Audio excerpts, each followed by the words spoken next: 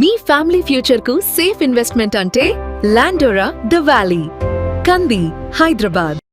అందరికీ నమస్కారం. నేను Swaroopa Potlapalli. Welcome to Suman TV. Iran, Israel, America మధ్య భీకర పోరు నడుస్తోంది. దీని ఎఫెక్ట్ అనేది ఆంధ్ర మీద కూడా ఉండబోతున్నట్టుగా తెలుస్తోంది. ప్రస్తుతం నాతో పాటు ఉన్నారు Suman TV chief editor Keshav గారు. వారితో మాట్లాడదాం. కేశవ్ గారు నమస్తే అండి.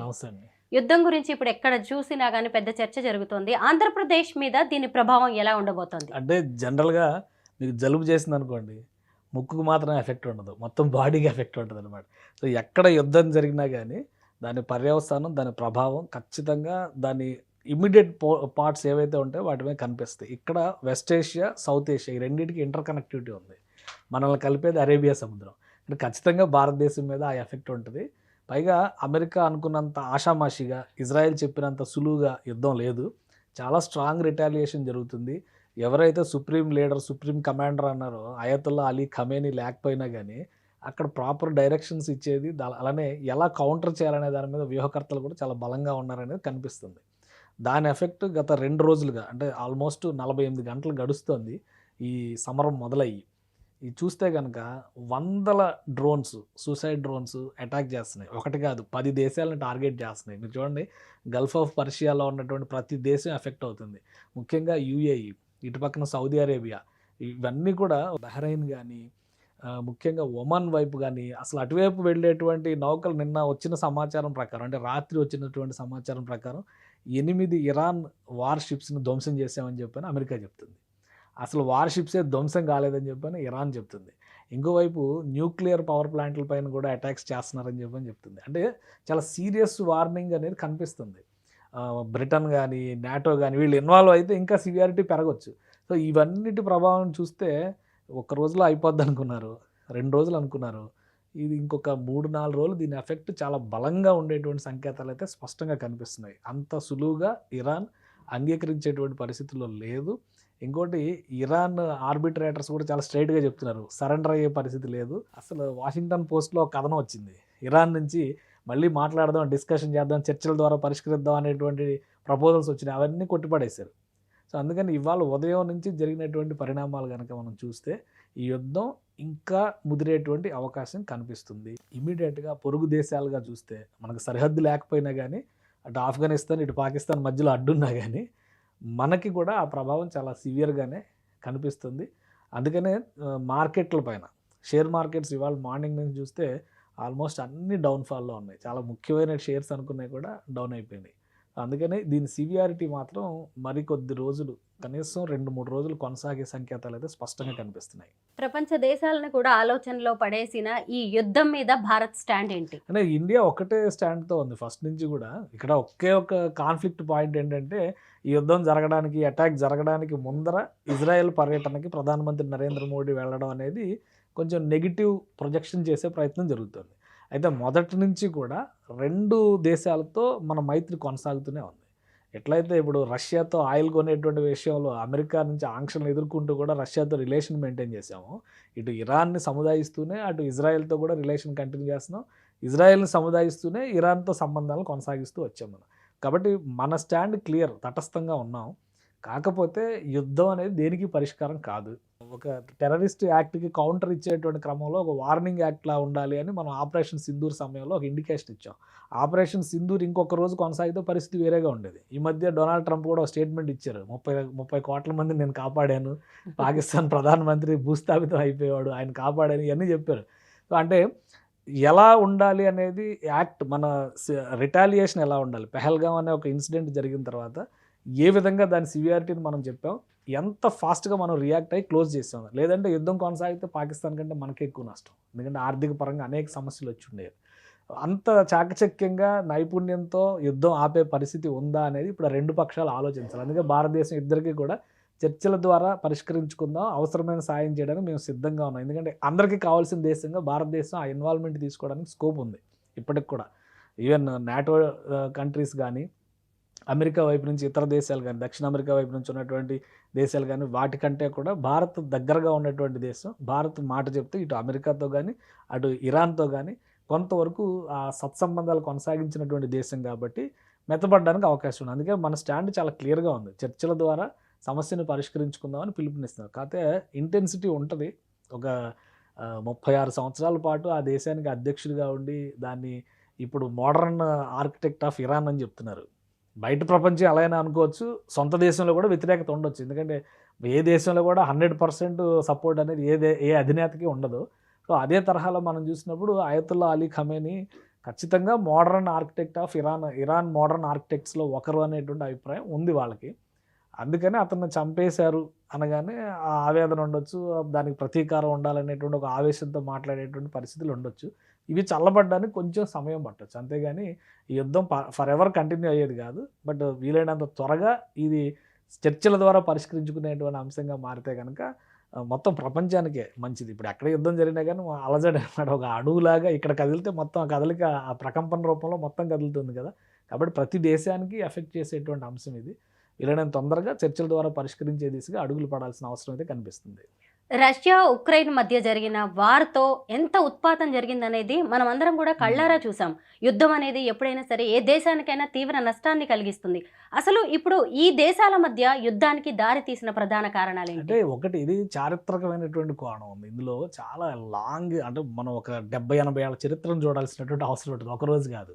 ఇంకా చెప్పాలంటే ఇజ్రాయెల్ వర్సెస్ ఇరాన్ అంటున్నాం. బట్ ఇరాన్ ఇజ్రాయెల్ ఆప్తమిత్రులు ఒకప్పుడు.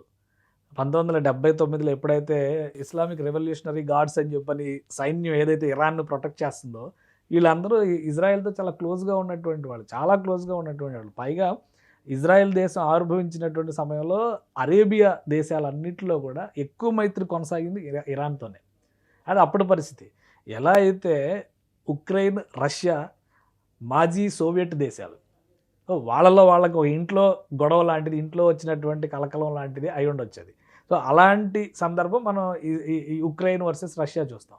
కానీ ఇరాన్తో వచ్చేసరికి ఏమవుతుందంటే ఇజ్రాయెల్ జ్యూస్, ఇరాన్ వచ్చేసరికి ఇస్లాము, ఈ రెండింటి వలన మతపరమైనటువంటి వైరుధ్యాలు విభేదాలు కూడా ఉండడం వలన ఇది ఒక చాలా సీరియస్ అంశంగా మారిపోయింది.